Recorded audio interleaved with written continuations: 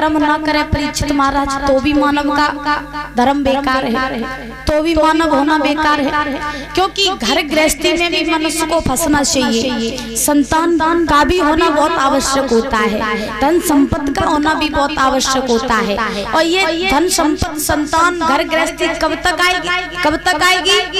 जब तक हम अपना कर्म करेंगे। और बुजुर्गों, जब हम अपना कर्म करना ही छोड़ देंगे तो बताओ धन संपत्ति कहां से आएगी? बड़े विचार करना, जब हम अपना कर्म ही करना छोड़ देंगे तो फिर धन संपत्ति कहां से आएगी?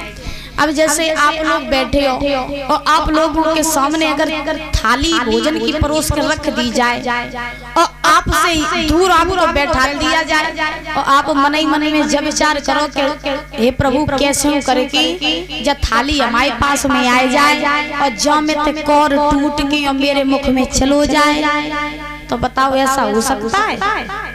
नहीं हो सकता। जब तक हम कर्म नहीं करेंगे, कहने का अभिप्राय कि जब तक हम कर्म नहीं करेंगे, जब तक उस थाली के पास में चलकर नहीं पहुंचेंगे, जब तक उसमें कौर तोड़ करके मुख में नहीं डालेंगे, तब तक भोजन नहीं कर पाएंगे। उसी प्रकार से कहा जाता है कि जब भगवान मनुष्य को जन्म दे करके धरती पर भेजता है तो महाराज भगवान मनुष्य से एक ही बात कहते हैं कि तुम जाओ तो पृथ्वी पर अपना कर्म भी करो, घर गृहस्थी को भी संभालो, लेकिन साथ ही साथ मेरा भजन भी करो। इसलिए भगवान मनुष्य को धरती पर भेजते हैं। अब महाराज जब भगवान ने मनुष्य को बनाया तो बाबा गोस्वामी तुलसीदास जी लिखते हैं बड़े भाग मानुष तन पावा। और बाबा गोस्वामी तुलसीदास जी ने जय का लिख दी कि बड़े भाग मानुष तन पावा, और जब लिख देते बड़े भाग हाथी तन पावा।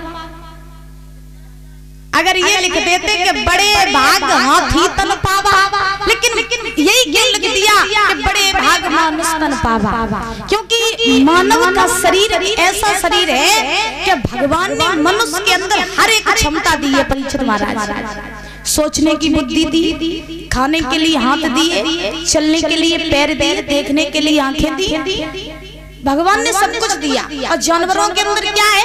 केवल खाओ और बस पड़े रहो, खाओ पड़े रहो, खाओ पड़े रहो, बस इसके सिवा जानवर कुछ नहीं कर सकता, पशु कुछ नहीं कर सकता है।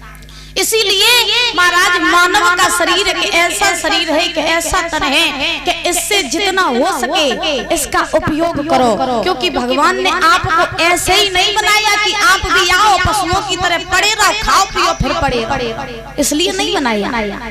हम ये नहीं कहते हैं कि दिन में 24 घंटा हो तो 24 घंटा भगवान को नाम लीजिए, सो तो नहीं हम कहते हैं।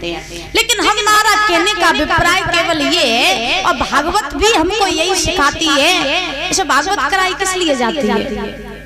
भागवत इसलिए कराई जाती है क्योंकि महाराज कलयुग चल रहा है, और कलयुग में मानव जो है, मानव की प्रवृत्ति कुछ ऐसी हो गई है कि आजकल लोग, सभी बुजुर्ग जानते होंगे, आजकल लोग और मानव ऐसा हो गया है कि आजकल मनुष्य अपने दुख से दुखी नहीं है, दूसरे के सुख से दुखी है। अगर मनुष्य की एक आंख फूट जाए तो अपन जो दुख नहीं करे कि मेरी एक काय को फूटी है, अकेले जो सोचे कि अगर मेरी एक फूटी तो पड़ोसी की दोनों फूट जाए। तो मानव की प्रवृत्ति कुछ ऐसी हो गई है। तभी तो भगवान कहते हैं कि हमने तुम्हें अगर जन्म देकर के धरती पर भेजा है तो धरती पर जाओ, घर गृहस्थी भी बसाओ, संतान में भी रहो, धन संपत्ति भी कमाओ, लेकिन मेरा साथ साथ भजन करो, और जितना उपदेश मैं तुम्हें दे रहा हूँ उतना ही तुम करो। क्योंकि महाराज अगर भगवान जब तक चाह रहे हैं और जब तक भगवान की इच्छा है तभी तक आप चल सकते हो, और अगर भगवान की इच्छा नहीं है तो अभी यहीं बैठे बैठे आपके साथ में क्या हो जाए ये किसी को पता नहीं है। ध्यान रखना, तेरी सत्ता के बिना हे प्रभु मंगल मूल, पत्ता तक हिलता नहीं, खिले न कोई फूल।